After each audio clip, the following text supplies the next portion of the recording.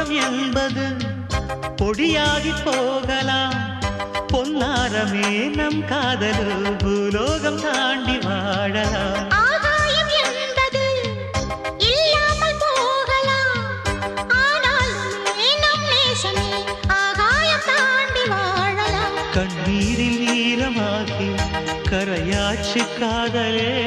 கரை மாற்றி நாமும் இல்லை கரையேற வேண்டுமே. நாளை வரும் காலம் நம்மை கொண்டாடுமே. தாஜ்மஹால் தேவையில்லை அன்னமே அன்னமே காடுமலை நதிகள் எல்லாம்